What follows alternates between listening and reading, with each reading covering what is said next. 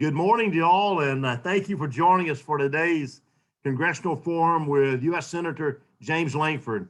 I'm Mike Neal, President and CEO of the Tulsa Regional Chamber, and it's a pleasure to see you all virtually. I look forward to when we can see one another in person very soon, but it was almost exactly a year ago that we at the Chamber had the opportunity to host the Senator, really right as we were coming upon the peak of what we thought was, or what we found to be, a very major economic crisis in our country caused by COVID-19.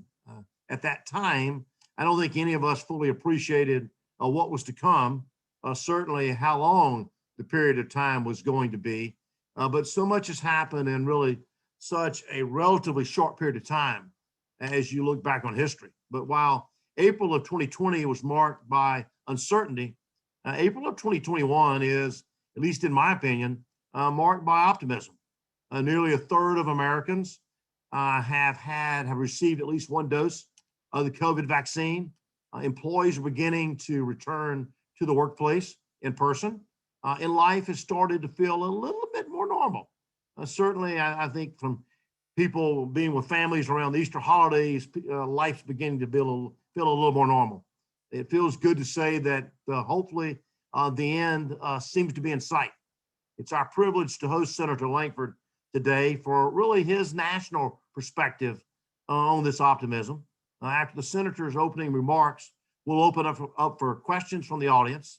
To submit a question, please use Zoom's chat feature to state your name, company name, and your question. And as time allows, we'll call you to unmute yourself and ask your question directly to the Senator. But before we welcome Senator Lankford, I'd like to thank the sponsors of our Congressional Forum series and recognize the representatives of those companies that are joining us today. Our gold sponsor is the Robinson Companies, represented by President Joe Robinson. Our silver sponsor is Spirit Aerosystems, represented by Operations Manager Matt Doyle. And our legislative benefactors are Cherokee Nation businesses, represented by Cherokee Nation Deputy Chief Brian Warner. Community Care, represented by Josiah Sutton, a Vice President of Marketing and Business Development. Cox Communications, represented by Vice President and Tulsa Market Leader Roger Ramsire, immediate past chair of the Tulsa Regional Chamber. The Grand River Dam Authority, represented by President and CEO Dan Sullivan, a member of our Chamber Board of Directors. Public Service Company of Oklahoma, represented by President and COO Peggy Simmons, the Chamber's Vice Chair of Economic and Workforce Development. Quick Trip, represented by Michael Junk, Manager of Public and Governmental Affairs and a member of our Chamber's Board of Directors. And Tulsa Tech, represented by Chief Communications and Economic Development Officer Tony Heberlin. It's a pleasure to have each of you ladies and gentlemen with us today. I'd also like to express appreciation to our corporate sponsors who you see listed on the screen. Now it's my pleasure to introduce Senator Lankford, who began his public service career with 4 years in the United States House of Representatives. He was elected to the U.S. Senate in November of 2014. Senator, it seemed like that was almost yesterday.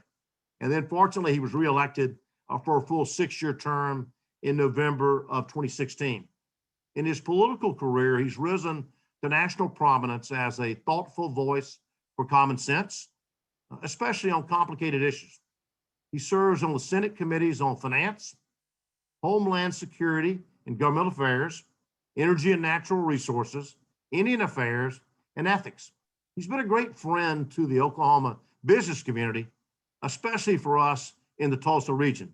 Senator, thank you for joining us today, and thank you also for helping spend a little time roasting our mutual good friend, Derek Osborne, on your Tulsa staff. Senator, welcome back to Tulsa.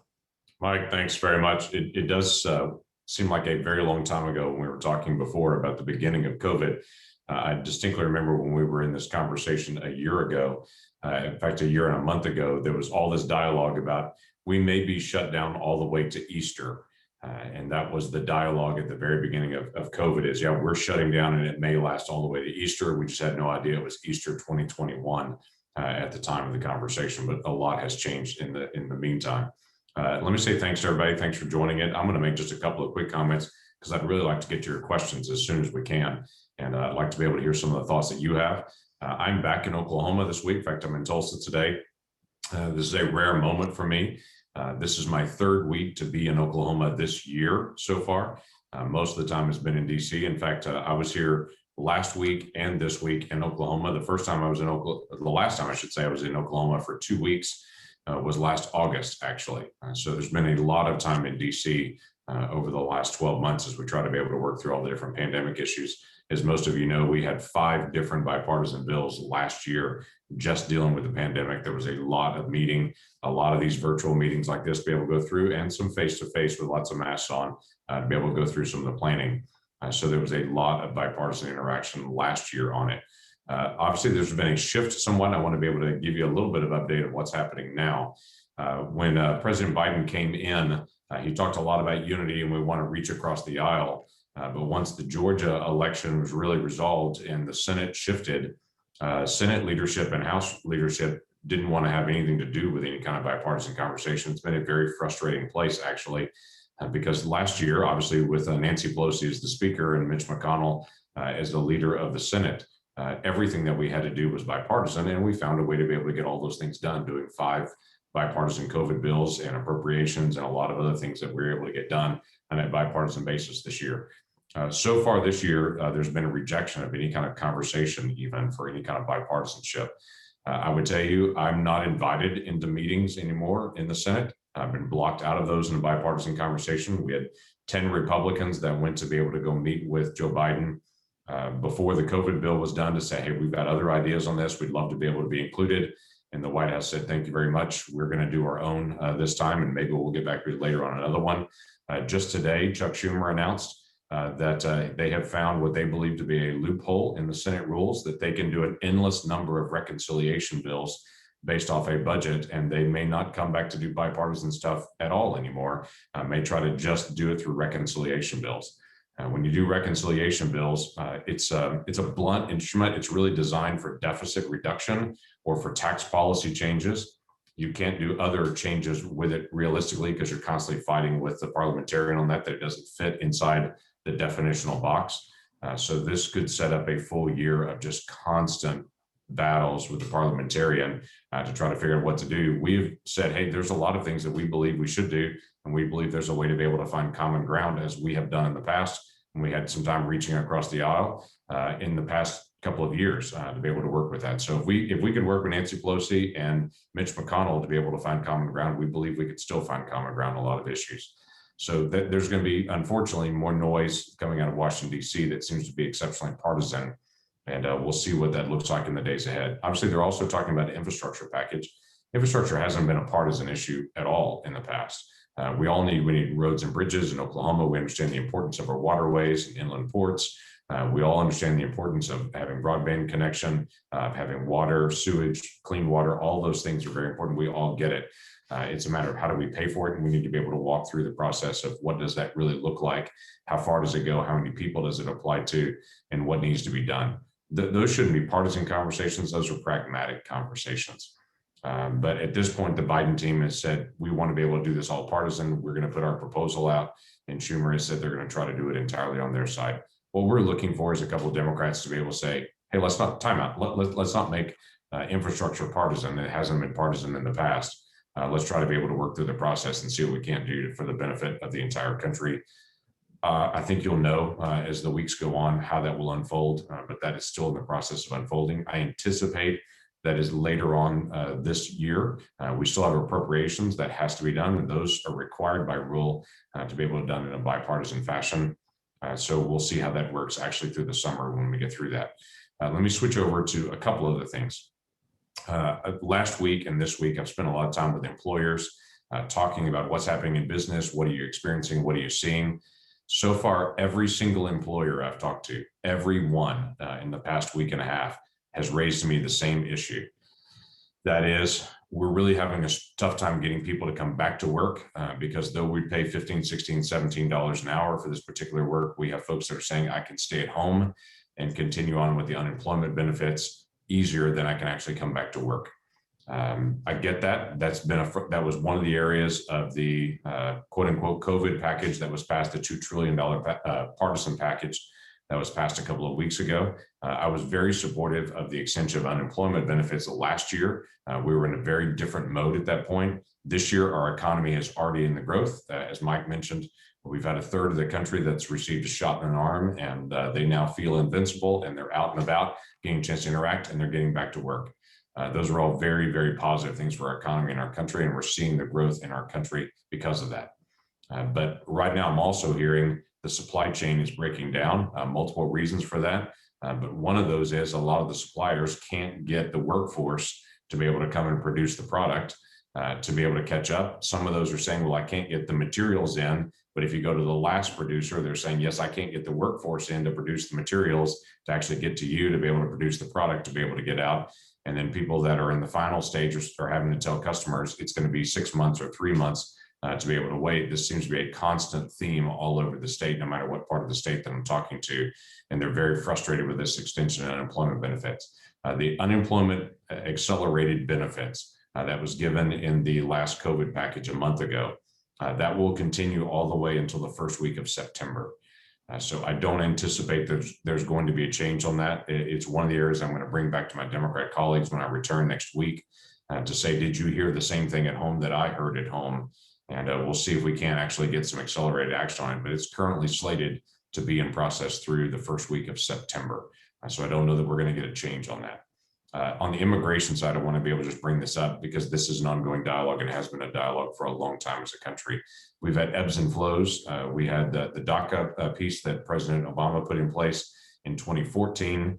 If you're familiar with that program, it said if you were in the country by 2012, then you would be eligible for the DACA program. The human traffickers in Central America didn't tell anyone it was about 2012. They immediately pushed people and said, you're going to get citizenship if you get to the country now. And it caused this huge surge in 2014 that came to the border. And President Obama actually did a very good job of trying to be able to push back, not only house the kids to be able to manage those, but also tell the people in Central America and set up greater enforcement in the country and say, no, this was a 2012 date. You're not eligible if you're coming in now.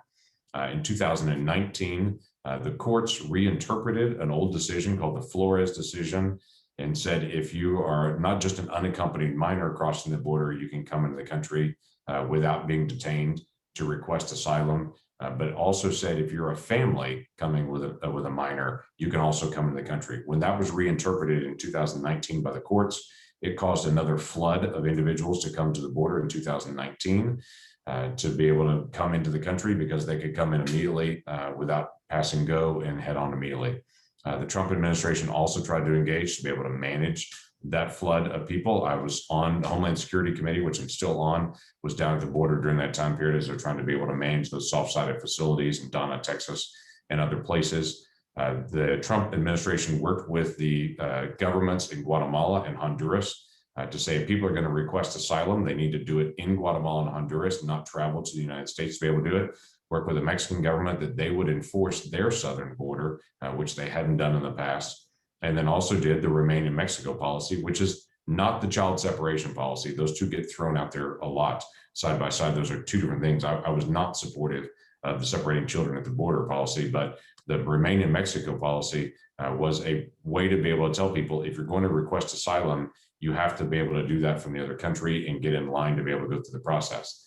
That dramatically slowed the number of people that were coming into the country. And so people started applying then for asylum in Central America and going through the process when they're in Mexico. And as most folks know that track immigration policy, people that request asylum, only a fraction of those actually receive asylum, because asylum is not, I want greater economic opportunity. Asylum is there's nowhere in my country I can move to and still be safe. They may live in an unsafe neighborhood or an unsafe city, but if they have the ability to be able to move to a different city in their same country, then that's appropriate. But if they're saying there's nowhere in my country that I can move and still be safe, they have the right to be able to then come request asylum in a second country. That's entirely appropriate, but most of the people that are coming across the border are telling Border Patrol agents or other folks, hey, I've got a cousin or an aunt or an uncle or a close relative that lives somewhere in the country. They're working somewhere and they're saying they're short of people. I've told them, hey, I've got a family member back in Honduras. that if I can get them here, will you hire them? They've said, yes, can you come? And so then they're coming to be able to land a job in whatever city it may be. That's not an asylum issue, that's a work visa issue. And so they don't actually qualify for the asylum process. When President Biden changed the rules on January the 20th and said, okay, we're going to start allowing people to be able to come into the country and do that, it has caused a rapid acceleration again, like we had in 2019. It was down at the border about 10 days ago. And I have to say, it's pretty remarkable the number of people coming in from being in that soft-sided facility in 2019 and being in it now. There's a lot more people in that facility now. In fact, in one of the rooms that I was in that soft-sided facility, when I walked in the room, I asked the Border Patrol agents that are managing that room, how many people is this room designed to hold? And they said it's designed to hold 80. I said, how many people are in this room right now? And they said 709. And they've been here for 10 days.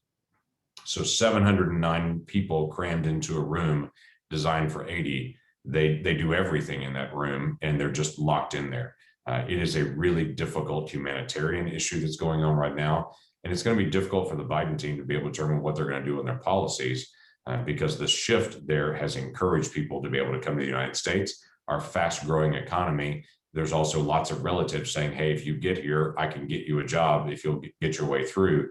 And so our border is pretty open. If you're unaccompanied, you go one direction. If you're an adult that you don't have children with you, then you'll go a different direction. And the Border Patrol is saying what's happening is the cartels are sending groups of 40, 50, 100 kids one direction, because it takes up all the Border Patrol in that area to be able to manage that large of a group. And then they'll wait a few minutes and they'll send a large group of adults about a mile down the river across the border, and they'll be able to get in, and they have cameras in those areas and they can see those adults, but they can't actually interdict them because there's a large town in Texas that's across the border. And so they're just crossing and getting the town, splitting up, and they can't chase them down. So our borders are open at this point. If you have a child that's 6 years old or younger with your group, you're literally brought in the country, processed, and released within 2 hours into the country. They're not even detained at all.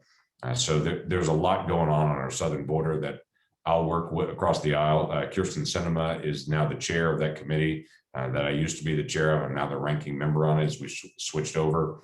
I'll work with her a lot. We've had a lot of conversations even in the last week to be able to talk through how we can encourage the administration to handle border security differently, because we're on pace right now, according to the Border Patrol, to have 2 million people illegally crossing the country this year.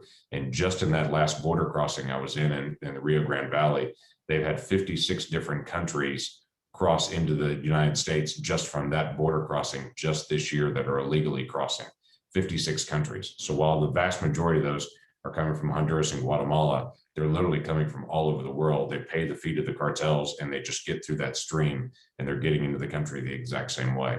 We do need to find a way to be able to manage that. We've got humane ways we can do it, but we've got to be able to manage that and can't just have us in an open situation. So glad to be able to talk about the economic issues or about border issues or other things that you're interested in. But I'd really like to be able to open this up for questions as quick as we can. So Mike, you want to take some questions, and if they're hard, you can answer them. If they're easy, I'll take them.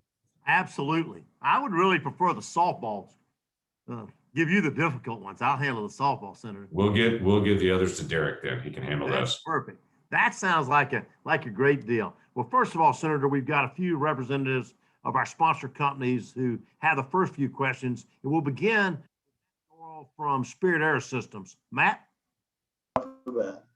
Hey, thank you. Senator Lankford, can you hear me okay? I can hear you perfect. Awesome. I appreciate all that information. Ours is more going to be related to our profession. I was curious, do you see Tulsa returning to its golden age in aerospace, where it was once one of the most sought after fields to work in? And is there anything that you can do in your position to assist us in achieving that goal, such as helping attract DoD work to be built here in Tulsa? There are quite a few things that I can do and have continued to do. And yes, I do think we can continue to drive the aerospace. As you know, the synergy that we're building in aerospace continues to be able to build more synergy. As aerospace companies thrive, they build other competition. I remind the folks in Kansas that you think you're building synergy in aerospace. We're actually bringing it to Oklahoma, and I continue to be able to encourage. I was on the phone with some CEOs from out-of-state aerospace companies just a couple of weeks ago, talking to them about green country and what it means to be able to be in this area, how many other companies are here, and how they can be better connected to suppliers and innovation and engineers here in this area. So I think there's a couple of things we can do. We can continue to be able to put out the good word what we're doing. We continue to be able to pursue other companies that are suppliers and tell them what the workforce is like in Oklahoma and how they can continue to be able to come here. And we can continue to be able to look for ways to be able to broaden it. I've also got a lot of focus on Tinker Air Force Base at this point. Tinker has not been good with reaching out to businesses that are local. The other two sustainment centers have a lot of business that are local. Tinker has not been as good at that. They've created some difficult barriers to actually getting involved in that. So the primes that are out of state have an easier access than actually the companies that are in state getting some of those contracts. So we're actively working with them to try to figure out how can we clear the path on this. This has been a repetitive statement for years. We've pushed on that for years. We're going to continue to be able to find ways to be able to crack that nut and to be able to get that done. Awesome. Man, I appreciate that. Amazing answer. Thank you. You bet. Glad to help. Glad you're doing what you're doing. Thank you. Thank you, Senator. Thank you, Matt. Next, let's hear from our chamber's immediate past chair, Roger Ramsire of Cox Communications. Roger. Roger, good to see you again. Good to see you. Thank you, Senator, for being with us this morning, and thanks for the mention of broadband. Not the major question that I have, but will appreciate as this infrastructure bill sails through, just to make sure that government does not end up competing with private enterprise as we push these various infrastructure initiatives through. But my main question today actually refers to China, which most people consider to be our economic rival, and rival in other ways as well. The Senate, I know, is working on legislation with the Endless Frontiers Act that really hopefully will bolster our competitiveness with China. But at the same time, there are discussions about raising the corporate income tax rate from up to 28%. And it is my understanding that that would put us on an apples to apples comparison basis about 7% higher than China compared to our 20, they'd be around 21% compared to our 28. Give us some thoughts and insight about that. And does that make us less competitive? And how do we ensure that we in America can compete favorably? Yeah, the corporate income tax we lowered in 2017 in the Tax Cut and Jobs Act. The design of that was to get us to a competitive place. We were not in a competitive place prior to 2017. It's not long ago that we forget this term in corporate inversions. We haven't heard that term a lot in the last 4 years because we have a competitive tax rate. If you go back 6 years ago, it was all of the conversation nationally and locally about corporate inversions and internationals buying out American companies, moving their headquarters overseas, and the shareholders saying for the benefit of the company and the benefit of the shareholders, this is the best thing to be able to do. And so you've got an obligation to be able to do a corporate inversion overseas. We haven't heard that because our tax rate's now competitive and people don't have to do that. Keeping headquarters in America is very significant to us for all of our international companies because money flows towards the headquarters. Wherever the headquarters are located, that's where a lot of the investment's going to be as well. If the headquarters are located overseas, that is not going to work well for us. And it will take on the attitudes and actions of that international market. So we need to keep those headquarters here. The way to do that is to keep corporate rates at a balanced rate. I've heard folks say that we are arbitrarily low. That's not true. We are still at the mid-range for what tax rates are worldwide. If we could go down even lower and be more competitive, as several other countries are currently looking at dropping their rates, but literally we're in the process of the administration's encouraging raising rates for corporations while other countries are talking about lowering rates to try to attract more business in. That is a really toxic combination. Janet Yellen has also, I don't know if you saw the Wall Street Journal article on this today, but Janet Yellen is now on an outreach to other countries to say, let's cooperate together as a world, and we'll set a worldwide tax rate. We'll all raise corporate taxes at the same time, and then we won't compete with each other. There is no way that's going to work. There's absolutely no way that's going to work, because even if she got to an agreement with this group of leaders, there'll be a new president elected in some country that's one of the European countries, let's say, next year or 2 years from now, and they will say, the way that we're going to beat France or we're going to beat Germany or we're going to beat the United States is lower a corporate rate, and they'll drop it immediately. So even if we got a point in time agreement on a worldwide corporate rate, The Chinese are not going to honor that. The next elected official is not going to honor that in one other country when they see the competitive advantage. So keeping us competitive is a better way to be able to do this. It keeps jobs here, it keeps investment here, it keeps R&D here. All those things are essential to us long term. So my focus is not just China as a rival, which they certainly are as an economic rival. And we cannot forget that those 1 billion people live under a communist regime. So we have to be attentive on how we actually partner with a communist government here. But we've also got to be able to be focused on how we competing with the UK, how we competing with Germany, how we competing with India. Those things will all matter in the days ahead.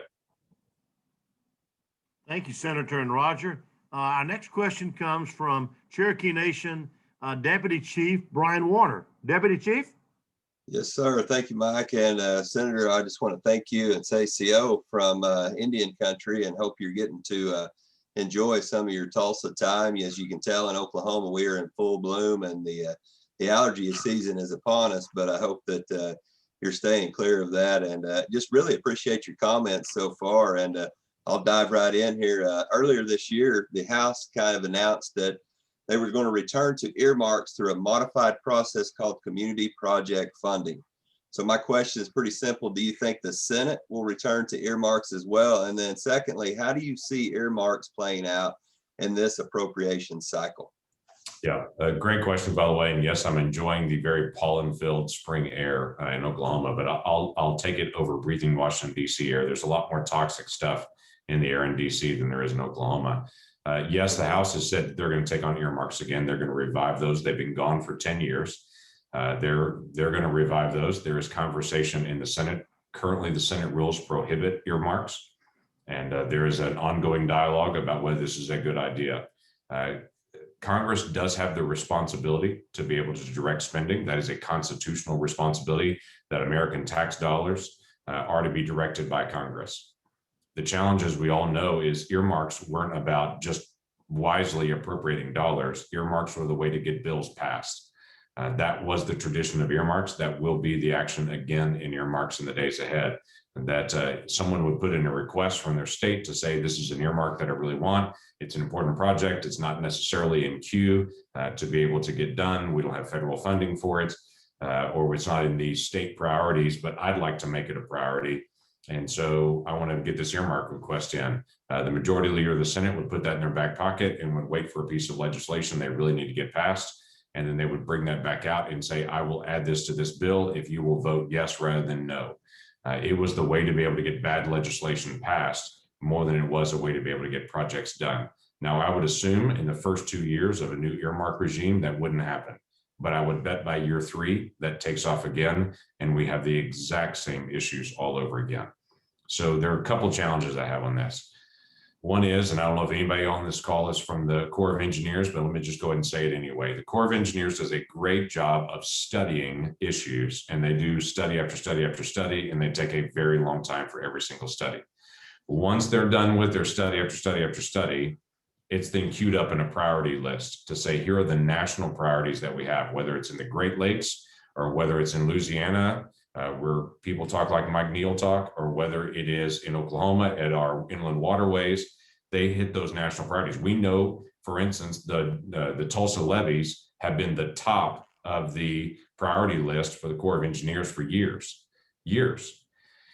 So Corps of Engineers sends that list to the Office of Management and Budget from the White House. The Office of Management and Budget then is a black box that they then take all those priorities and they reshuffle them into the White House priorities, and they put them back out again. And they no longer are in order anymore. And they're now suddenly not in the same order the Corps of Engineers put them in from their studies. So what I have some of my colleagues say that's a problem. So what we should do is do earmarks to be able to correct that problem. I say, wait a minute, time out. Why don't we correct the Office of Management and Budget problem? Because that's where things are getting messed up, rather than over on the earmark side, because earmarks traditionally are, if you're a chairman, you get this much money. If you're a freshman, you get this much money. And it suddenly incentivizes you to be able to grease the wheels. Or if you're in a certain state, you get a ton more money that may or may not be federal projects, or may or may not even be federal projects at all, not even priorities, but projects at all. I've already had a city that's reached out to me here in Oklahoma and said, hey, we want a new city park. Can you look at getting us an earmark? My response to them is, hey, cities pay for city parks. Federal entities pay for federal things. If it's transportation, if it's infrastructure, it's the things that are uniquely federal, that should be federal dollars. But already just even with the conversation about earmarks, it's suddenly coming up about things that are not really federal, it's local. So there are lots of things to fix in the funding stream on this. I am concerned about a conversation of getting back to the bridge of nowhere type funding that we had in the past, and to say we're going to do earmarks on this. So I'm exceptionally skeptical of what this will make Congress again. I'm also skeptical that we're going to be focused in on real federal projects, and a lot of these federal tax dollars that we get from Oklahoma are now going to go to local priorities that are not even federal priorities in Kansas. And the good people of Kansas should pay for the Kansas things, not the people of Oklahoma to be able to do that. Believe me, we got $26 trillion in debt. We need to be better managers of our spending and to make sure they're more targeted and more efficient rather than just broader and bigger. So count me as a skeptical on this, Brian, but we're going to work through this process in the days ahead. Okay. Well, thank you, Senator. We really appreciate you. Have a safe trip. Yep. Thank you. Thank you, Senator. Thank you, Deputy Chief. Our next question comes from Margaret Kobos with Oklahoma United for Progress. I think it may be a transportation infrastructure related question. Margaret? Hi, thank you so much, Senator. I'm glad to be able to ask you a question. What an opportunity. For those of us who do a lot of road travel, and we're very familiar with the infrastructure issues with interstate highway systems, I think that we would love to see, instead of a bridge to nowhere, we'd like to see a road to somewhere in Oklahoma. And specifically, I'm kind of wondering about interstate completion between Kansas City and Dallas going through eastern Oklahoma. I feel like that would be a great business and economic opportunity for all of the cities and towns along that corridor and would really help Oklahoma. So I'm wondering, in the infrastructure package, what Oklahoma specific items are you aware of, or might you be aware of, that would help Oklahoma, and specifically possibly even this particular corridor? Well, it's a great question. It's just too early to be able to get an answer to it. It's not too early to ask it. In the days ahead, we'll know more about what this looks like, but we don't know the size and scope of the infrastructure package. President Biden has put out somewhere between $2.5 trillion to $4 trillion. It's very undefined. There's a lot of conversation about how it's going to be paid for, but the infrastructure details have not been worked down. There's a lot of conversation about what will be included, as you would expect. When you talk about infrastructure, right now, everyone's raising their hand and saying we're infrastructure too. So there's been things like school funding and all kinds of things that are in there to say, hey, we'd like to also be counted as infrastructure in this package because they know that there's a bill coming.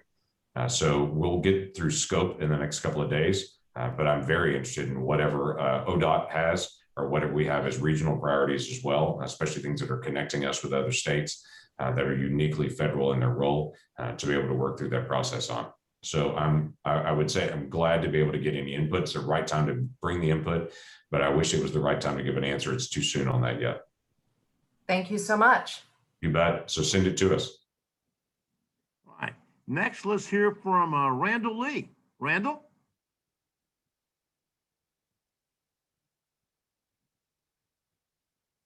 Randall, can you unmute yourself? Let's go ahead and go to Brian Bigby with NCOG. Oh, thank you, Mike. Senator, I apologize. I didn't have any questions. That's good to see. Thank you very much for your time, for coming to visit with all of us today. We certainly support all your efforts that you're doing for the state of Oklahoma and the Tulsa region as well.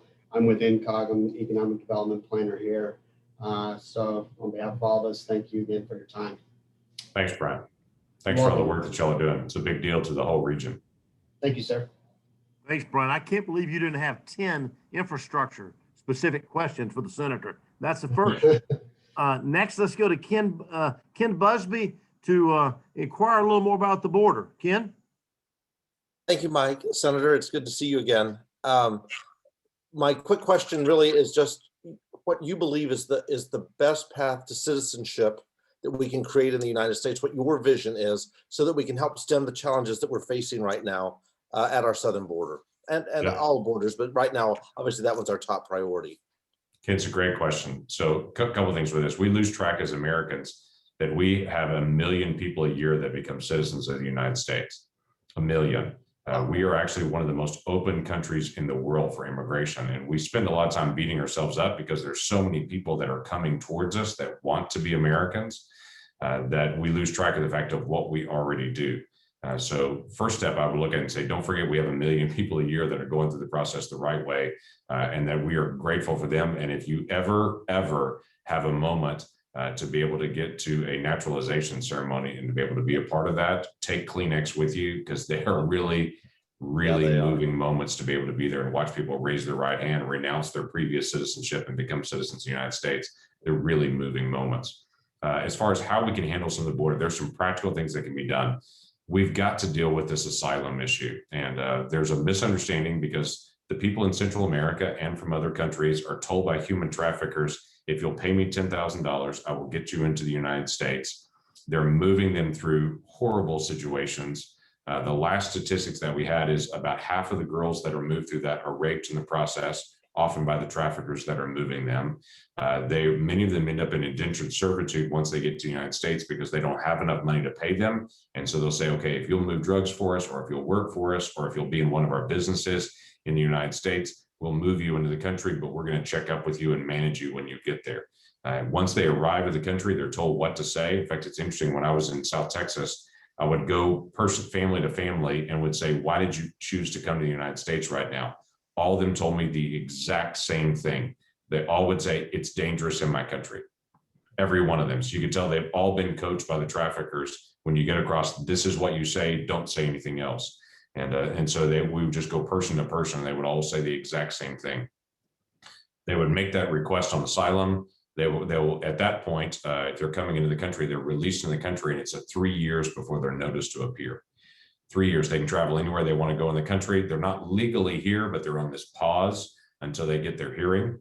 Most of them don't show up for those hearings. Those that do, the vast majority find out you're not eligible for asylum and you're asked to leave the country at that point.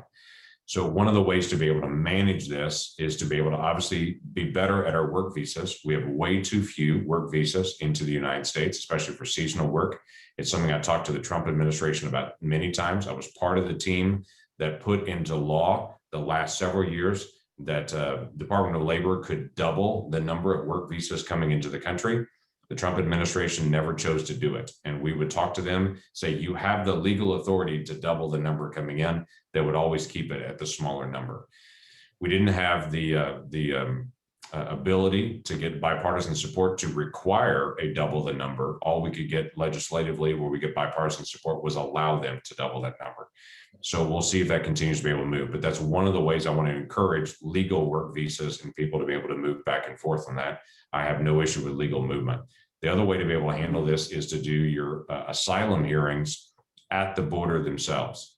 That is, extend the period of time and allow there to be more hearings. Some of them would be done by video, as they are right now already. Many of them would be done on the border. It's the #1 request of CBP and the Border Patrol is to say, allow us to be able to do the hearings here. If they don't qualify for asylum, return to their country. But you incentivize people when they cross the border, they all have smartphones as well. They cross the border, they get the message you're in the country for the next 3 years.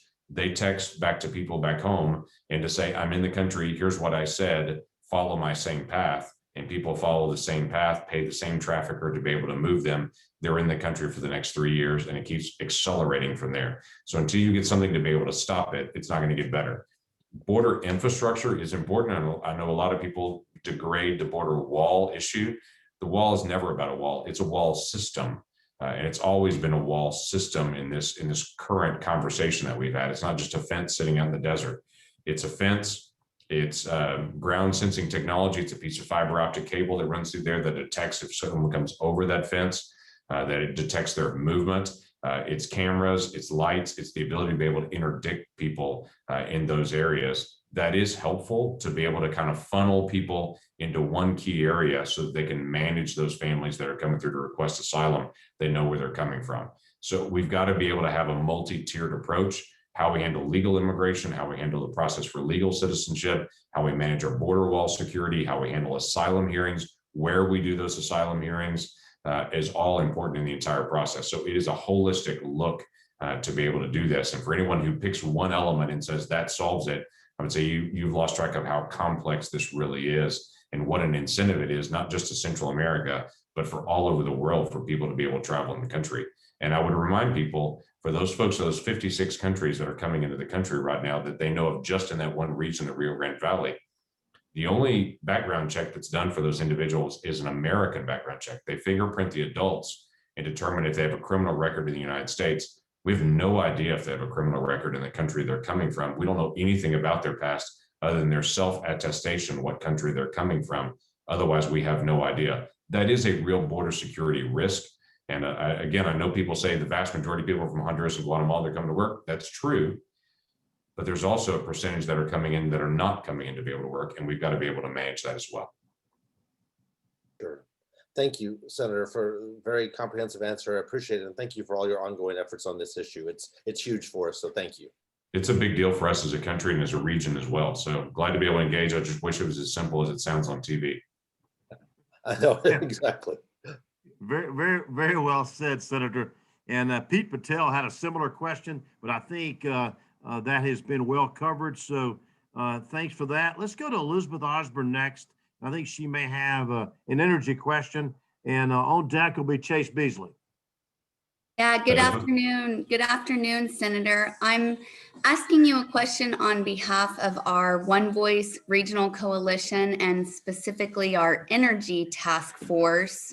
As you know, Oklahoma is a state that's diversifying and we're embracing both renewable energy and traditional oil and gas. But I know that for many of our producers and those involved in the traditional oil and gas industry, President Biden's actions on Keystone Pipeline and the threat of impending regulations and maybe changes to the permitting process have been of great concern.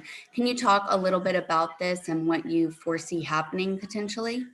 Yeah, it's hard to be able to see what direction he's really going to go other than what he's already done. So initially during the campaign time period, President Biden said, hey, I'm not going to try to ban fracking. He came in the first day and banned fracking on all federal lands and said, we're going to do a 100-day pause on this and do no additional leasing, no additional expansion. He shut down the pipeline, obviously, which in Oklahoma, it's funny to me that there are some people in Oklahoma that are oil producers that are quietly happy about the Keystone shutting down, but they also know it sends a message that this is a target to shut down all pipeline development. And they know that's disastrous long-term for just maintaining. So it's been interesting to be able to chat with some of the folks in the administration. Deb Haaland, who's the new Secretary of Interior, when I talked at length with her on these issues, she kept saying it's temporary, but we're going to stop this. Secretary Haaland was one of the protesters at the Dakota Access Pipeline when that was going through. She was actually there on the ground protesting that. She's been very outspoken in opposition to the Keystone Pipeline. She's been very outspoken on fracking. She's been very outspoken on stopping all carbon-based fuels entirely, which I remind people is not rational, since what you're standing on, what you're wearing, what you're around, the computer that you're looking at right now, all are carbon-based and all are coming from petroleum, as well as the car you drive and the plane that you fly in. So if you want to kill aerospace, and you want to kill all manufacturing and every water bottle that you're drinking from in the afternoon, kill petroleum, because all of those are based on petroleum as well. So that just doesn't seem rational in that.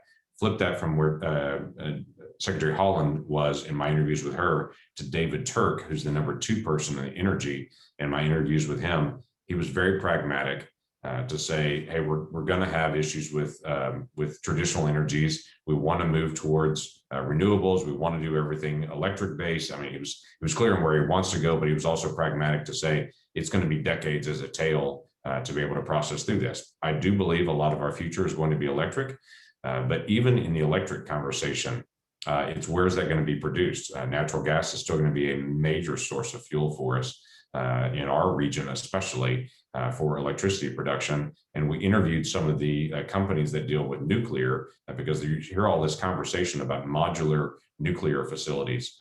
So we had a hearing 2 weeks ago with some of those companies that are out there talking about it. For them to be able to do small scale nuclear and to be able to spread that around the country, to be able to replace coal and natural gas, would be, in their words, hundreds and hundreds of nuclear facilities come on board.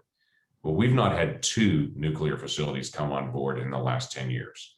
So to have hundreds and hundreds, and the length of time that it takes to be able to build one of those facilities is decades. Just permitting and doing the facility is 15 years in the process. And to say we're going to need hundreds and hundreds of those, it's not realistic. We're going to use fossil fuels for decades into the future, both for just the production of our goods and for our energy. And so trying to strike the balance in DC to say, okay, let's be pragmatic about this. We in Oklahoma, as I reminded Secretary Holland during her nomination process, she's from New Mexico. We use a lot more renewable energy in our state in Oklahoma than they do in New Mexico.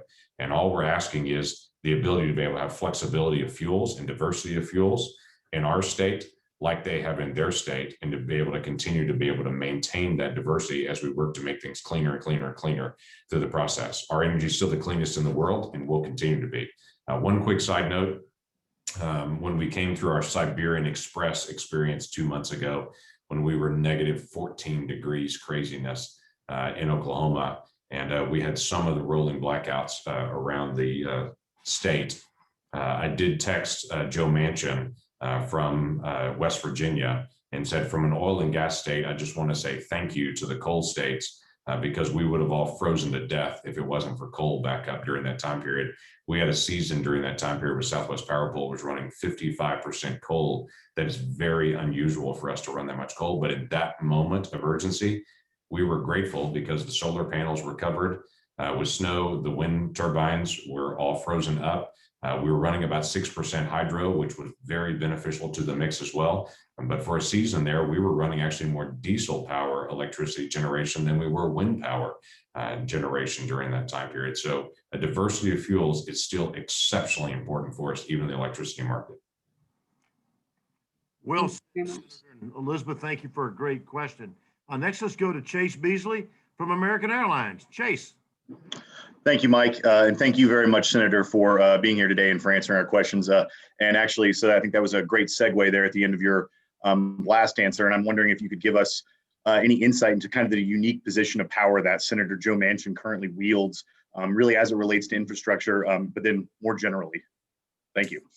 Yeah. By the way, you putting solar panels on the wings of your plane, you're going to fly, or you're going to need gasoline still. You're going to still need jet A. We're definitely going to be needing jet fuel for some time to come, sir. All right, just checking on that. Joe, it's interesting. Joe Manchin gets a lot of the national attention for what he's speaking out on. Quite frankly, Joe's a friend. He loves the camera as well. And so he tends to turn towards the camera when there's a camera around there and get a chance to talk to it. So he gets a lot of national attention. He's probably getting more than he wants at this point. And for a whole multitude of reasons in that, but he's been pretty outspoken. He doesn't want to violate the filibuster, which he's said that for years, which, by the way, I also agree with. Back in 2017, I had a lot of pressure coming at me, and several others did as well, to say Republicans have the House, the Senate, and the White House. Why don't Republicans just break the filibuster and do whatever you want? And I said at that time, no, that's not the right thing to do. There's something unique about the United States Senate and the setup to make sure minority voices are always heard. Though it frustrates whoever's in the majority, it's beneficial to the country that there's a place in government where the minority voice is always heard.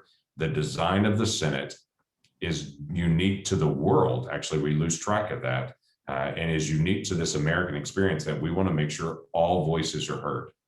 If that gets stripped away, which is what Chuck Schumer wants to do suddenly, if he strips that away, he literally strips away 200 plus years of tradition of how Americans actually operate to be able to make sure both sides are heard. Both sides are not heard in the House. It's a simple majority. Both sides are not heard in the White House. It's just a simple one person making the decision.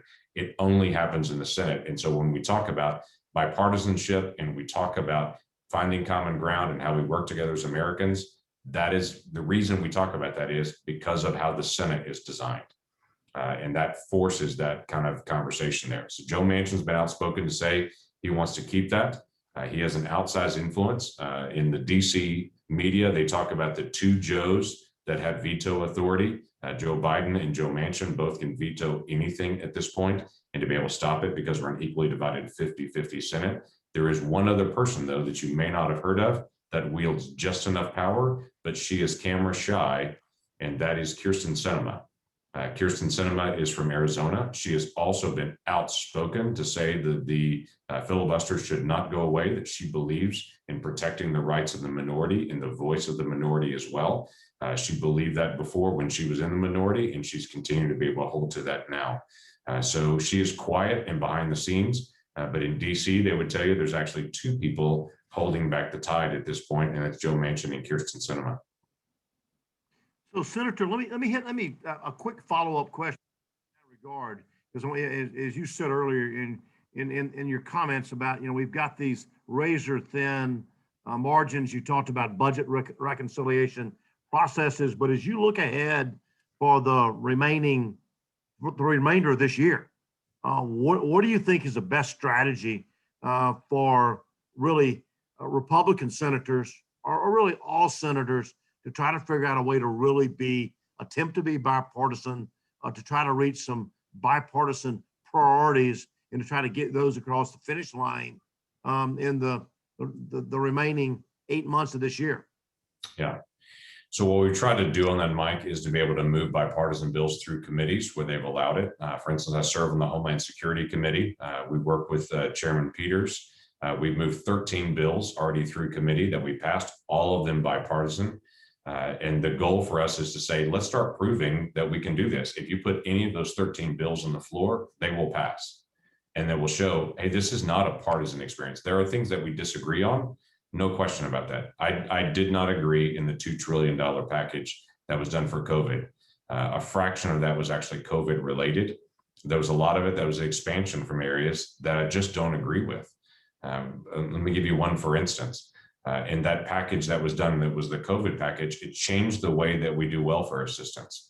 Back in the 1990s, Bill Clinton, after vetoing it twice, actually supported then a change of what he called changing welfare as we know it, taking away cash benefits for welfare and moving that actually to tax benefits, other incentives that if you're working, you get additional benefits to encourage work rather than encourage staying at home.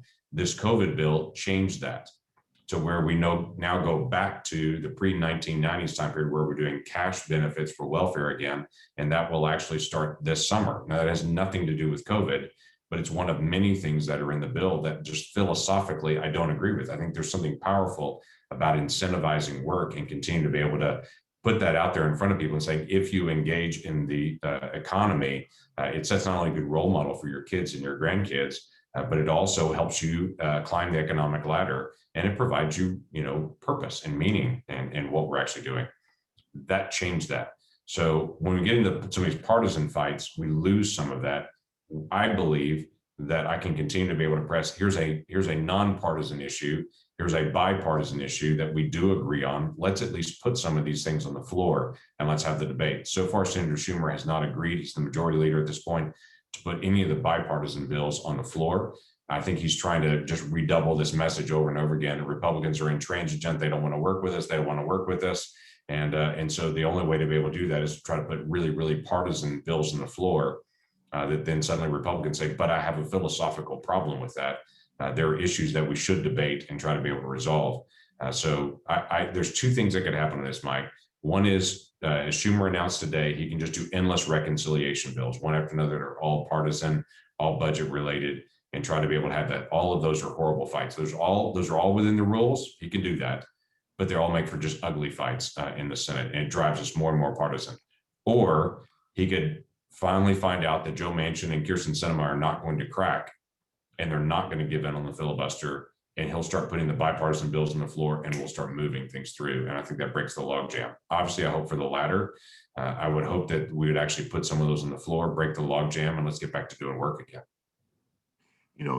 Great point. And sort of speaking of logjam and speaking of bipartisanship, from a historical perspective, transportation and infrastructure has been one issue that Republicans and Democrats, no matter who has the White House, Republicans and Democrats have historically come together, agreed, taken bipartisan positions, and passed some of these major bills. You mentioned $2 trillion, the magic number. It was just last week that President Biden, released the framework for his new $2 trillion proposed American Jobs Plan. So you mentioned earlier in your comments about infrastructure, but I guess as we look ahead and as Congress looks at this broader infrastructure package, as we look at surface transportation, other modes of transportation, what are 2 or 3 things that you think would be extremely helpful or most important to try to get done this year from an infrastructure perspective? So the hard part with the infrastructure is narrowing it down to a couple, because every direction you look, there are needs. By the way, every direction you look, there are successes as well. I don't have to remind anyone who lives in the Tulsa area, drive on any road, it seems to be under construction. So it's always funny to me that people say, we need infrastructure work. I'm like, go north, south, east, or west in Tulsa, you're going to run into construction. Infrastructure work is already happening. Those are from previous bills and previous things that have already been done. So those are all a good thing. We continue to be able to improve our airports, our bridges, our roads. The 8-year plan that we have as a state is a really good structured plan to be able to continue to be able to chip away and to be able to make progress. So this is not new and something we need to start. And so I just want to set some context. Everyone wants to look at 1 or 2 airports in China and a high-speed rail that they put in. I was like, yeah, but you're also ignoring the poor rural areas of China that they completely ignore and that are in abject poverty as well. And they focus on a couple areas where the leadership of that communist government want to be able to invest the dollars they have. So we as Americans don't do that. So setting all that as a context that we already have some things in motion, let me give you something that may surprise you. I think our water infrastructure should be one of our top things. And it's not just the movement of our ports, which is extremely important in the deferred maintenance there, but it's the movement of clean water and sewage water. In a lot of our rural communities, their water infrastructure is way behind. And they don't have a lot of prospect to be able to catch up. So we've got to find a way to be able to get some synergy that we deal with water treatment in a regional basis to be able to get more clean water to more communities, or we will permanently doom those rural communities to not being able to grow. That doesn't help people in the urban areas if the rural communities aren't able to thrive. We do have a synergy between urban and rural, but some of those rural areas are getting overlooked on water infrastructure, and they cannot survive without good, clean water and good ability. The broadband part I mentioned earlier is also very important that we continue to expand this. Don't let Roger hear this part, but part of the solution for the farthest, most extreme, most expensive areas will probably be satellite broadband to be able to get to some of those locations, because it'll be just way too expensive to be able to get fiber to those spots. We have ongoing technology now to be able to expand in some of the satellite areas to be able to provide that, but those communities will never be able to catch up economically unless they get access to it. As we have learned in the past year, you can do business from anywhere if you have access to broadband there. It greatly improves the value of what's happening in every part of rural Oklahoma if you're able to do business from anywhere and you have access to this. So those things are going to be key on this. Roads are always going to be expensive. They're getting better. The technology on roads are getting better as far as last longer, smoother, safer roads. The barriers are getting better. All the investment has to happen. So when you get a road done, you suddenly realize there's a new way to be able to protect drivers and passengers. And that now has to be added to an old road. So it's not just the potholes. It's also safety issues that will always be an ongoing issue for us. So I know that's more than 2, but it's a complicated issue when you get in the infrastructure. Great. Senator, thank you so much. Unfortunately, we're out of time. Unfortunately, we did not get to delve into those Derek Osborne questions. We'll have to save that for a later date.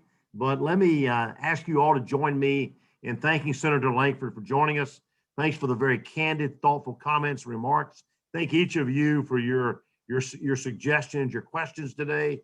I want to thank our gold sponsor, the Robson Companies, our silver sponsor, Spirit Aerosystems, for their support with our Chamber's Congressional Forum series. Anyone who came in late or called in by phone or would like to share this webinar, a recording will be posted on the Chamber's YouTube account later today. So please feel free to share it.